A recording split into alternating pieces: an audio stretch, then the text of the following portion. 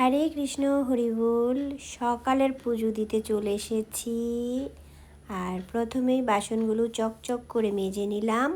তারপরেই চলো দুধটা বসিয়ে দেই। দুধটা হতে হতে এখন অনেক কাজ আছে জানো তো। সেই দিন গন্ডিজা মার্জন হলো না, তখন তো সব ধুয়ে শুকিয়ে কোনো রকমই রেখে পরের দিনই চলে গেলাম মায়াপুর রথযাত্রা, সেখানে ছিলাম আমরা।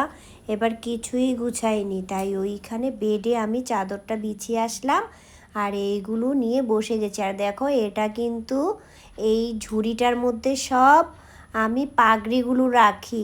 আর এটা হচ্ছে আমার জগন্নাথকে যখন প্রথম এনেছিলাম সেই প্রথম পাগড়ি, আমি খুব যত্ন করে রেখে দিয়েছি।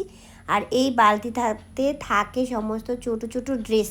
এইগুলো একটা নির্দিষ্ট জায়গায় না রাখলে, তোমরা হয়তো ভাবছো কিসের গামলাতে ঝুড়িতে রাখি, কিন্তু হ্যাঁ, এইরকম এই জিনিসগুলো খুঁজে পাওয়া যায় না। আর সব জামাগুলো একসাথে। আজকে কিন্তু আর দুধ আমি উতলে পড়তে দেব না, এসে বসে গেছি। আর দেখি এবার কি করে উতলায়, বসে আছি। তো ভগবান আজকে রক্ষা করেছে, দুধ আর উতলে পড়েনি। এবার আবার এসে বসে গেলাম, যেখানে যেটা সেটা সব রেখে নিচ্ছি। আর এইগুলো একটা আমি ভোগ যে দেই সেই জন্য একটা গুরুদেবের জন্য আসন, আর একটা ভগবানের জন্য। জামাগুলো গুছিয়ে সব রাখলাম, ছোটো জিনিসগুলো বালতিতে, আর মুটু গলার হার সব রাখলাম ঝুড়িতে। বৃন্দা দেবীকে নিয়ে এসে প্রণাম করে ড্রেসটা পরিয়ে দিচ্ছি।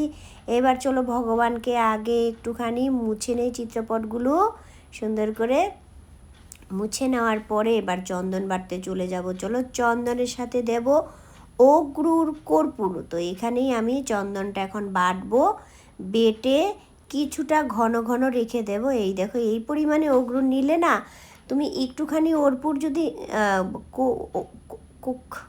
মরেছি আমি আমি তো তুতলা হয়ে গেছি। এই পরিমাণে অগ্রুর কর্পূর দুটো আমি আলাদা আলাদা করে বলতেই পারি না, যাই হোক বেটে নিয়েছি চন্দনটা। এবার চন্দনের সাথে মিলিয়ে দিয়ে দিচ্ছি, কপালে দিয়ে দিয়েছি, ঘন ঘন রেখেছিলাম সেইগুলো। আর তুলসীর সাথে চন্দন মিলিয়ে দিয়ে দিয়েছি চরণে। এবার সব শেষ, ফুল দিয়ে সাজানোর পালা। অ্যালামান্ডা আমার 2-3 রকমের কালার আছে, একটা পার্পেল, হলুদ। ওয়াও, দেখো কি সুন্দর লাগে না? আমার জগন্নাথ দেখে আমারই খুব ভালো লাগে। জানি না তোমাদের কি ভালো লাগে। সাজিয়েছি। এইবার আমার পুজোর ঘরটা জ্বালানাটার মধ্যে কিন্তু গ্রিল নেই, এমনিতেই খোলামেলা, আর গ্রিল নেই বলে আরও বেশি হাওয়া আসে। তো দুই পাশে দুটো আমি গ্লাস দিয়ে রাখি, আর এই গ্লাসগুলো কিন্তু সরাই না, সারাদিন ওখানে থাকে। আর এখানে হচ্ছে মা লক্ষ্মীর ভাণ্ডার, জগন্নাথের জন্য সমস্ত বাদাম, কাজু, কিশমিশ সব ওখানেই রেখে দেই। নিয়ে এসেছি সব কিছু একে একে।